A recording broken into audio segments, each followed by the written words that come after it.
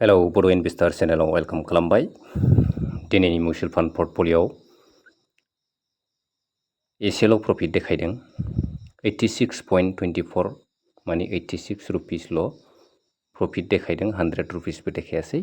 माने बबेबा मोनसेयाव प्रफिट बबेबा मोनसेयावहाय लस, बेबायदि मोनफ्रोमबो मिउचुवेल फान्डआव प्रफिट देखायजोबाखै। लस प्रफिट बेबायदि नुनो मोनदों। माने मार्केटनि ट्रेन्डआ मोजां नङा दा साननैसोआ। मार्केटआ नेगेटिभ देखायफिनदों। दिनैबोथ' मार्केटआ नेगेटिभ देखायनाय हिसाबै गाबोन मिउचुवेल फान्डआव गाबोननिफ्राय साननैसो प्रफिटआ लस जाफिननो हासिगौ। बेबायदिनो लागातार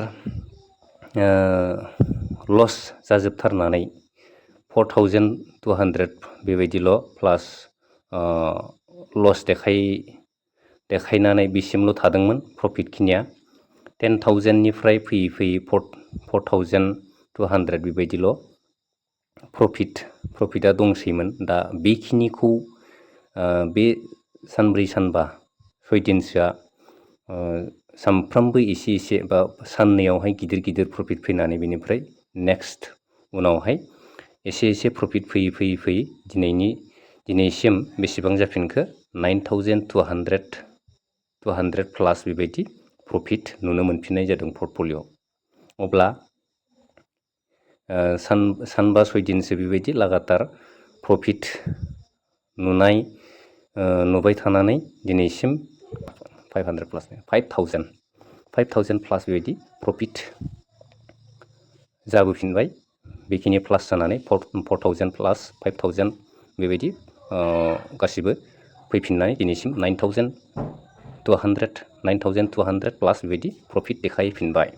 बेवहाय कारेन्टआव आं चेन्ज खालामबाय, रिटार्नखौबो चेन्ज खालामबाय। डेसेन्सआव दिनैनि पर्टफलिय'आ बेबायदियानो। SBI मेगना मिड केप फान्डआव 73 प्रफिट देखायदों। SBI कन्ट्रा डाइरेक्ट प्लेन ग्रथआव 25 रुपिस प्रफिट देखायदों। आरो कानाडा रब'क' स्मल केप फान्डआव नाथाय 29 माइनास देखायदों। बेनिफ्राय निपन इन्डिया स्मल केप फान्डआव 12 रुपिस प्रफिट देखायदों। निपन इन्डिया लार्ज केप फान्डआव दिनैनि दिनाव लस देखायदों। टाटा स्मल केप फान्डआव दिनैनि दिनाव 24 रुपिस प्रफिट देखायदों। बेनिफ्राय bank of India small cap फान्डआव 1.43 माइनास देखायदों। फाराग फ्लेक्सि केप फान्डआव 19.79 माने 19 रुपिस प्रफिट लस देखायदों। वान स्मल केप फान्डआव दिनैनि दिनाव 11 रुपिस प्रफिट देखायदों। SBI स्मल केप फान्डआव सामथिं लस देखायदों। बेखिनियानो लस मोनबैसे देखायदों 1 2 3 4 5 मिउचुवेल फान्डआ मोनबा मिउचुवेल फान्डआ दिनैनि दिनाव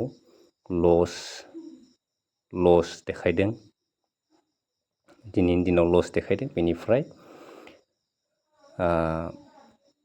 मोनबैसे मिउचुवेल फान्डआ प्रफिट देखायदों 1 2 3 4 5 मिउचुवेल फान्ड प्रफिट। 5 मिउचुवेल फान्डआ प्रफिट देखायदों। बेनिफ्राय 5आ प्रफिट 5आ लस बेबायदि दिनैनियाव लसआ खम देखायदों। बेनिफ्राय प्रफिटआ बांसिन देखायदों। माइनास जालायनानै प्रफिटआ बेखिनि पर्टफलिय'आव दिनै डे रिटार्न्स हिसाबै 86 रुपिस अनलि प्रफिट देखायनाय जाबाय। दा दिनैनि मार्केटनि मुभमेन्ट हिसाबै गाबोन मिउचुवेल फान्डनि पर्टफलिय'आवहाय लस साननैसो देखायथ'सिगोन बेबायदि अनुमान खालामनानै दोनथ'बाय आं। गाबोनसो मिन्थिसिगोन। दिनैनि मार्केटनि जिथु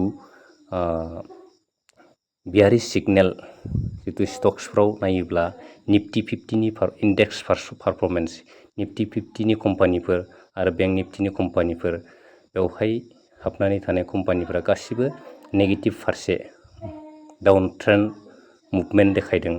गासै इन्डेक्सआवनो दिनैनि इन्डियान इन्डेक्सआव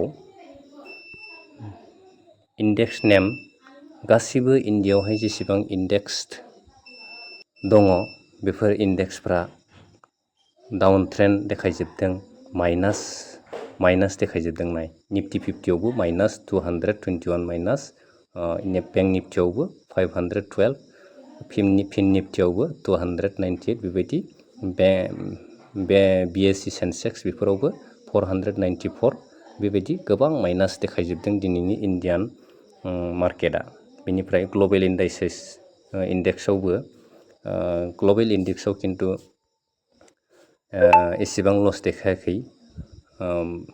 बेवहाय गासिबो एसे गोजौ फारसे दावखोनायसो नुदों। ग्लबेल इन्डेक्सआ थिगैनो दङ, नाथाय इन्डियान मार्केटआ दिनैनि दिनावहाय माइनास देखायजोबदों। बे हिसाबै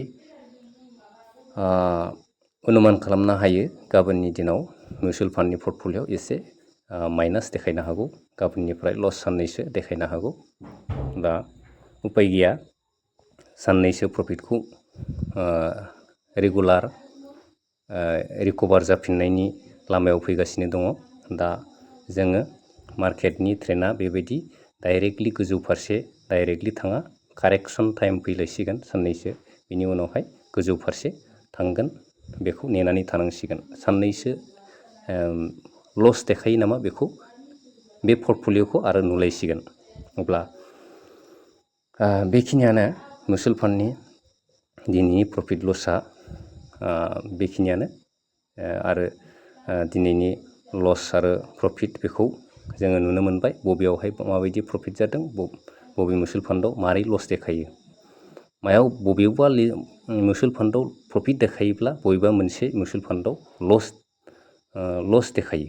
बे मिउचुवेल फान्डनि जोङो कम्पानिफ्रा गुबुन गुबुन रोखोमनि कम्पानियाव इनभेस्ट खालामनाय जायो नालाय, जोङो जि मिउचुवेल फान्डआव मोननै मोनथामसो बेबायदिनो मिउचुवेल फान्ड जोङो सेलेक्ट खालामनानै, मोजां मिउचुवेल फान्ड सेलेक्ट खालामनानै जोङो डाइभारसिफाइ खालामनानै राननानै फैसाखौ दोनोब्ला जों बेबायदिनो बबेबा मोनसेयावहाय लस देखायोब्ला बबेबा मोनसेयावहाय प्रफिट देखायगोन। बेखायनो जों मोनसेयावल' इनभेस्ट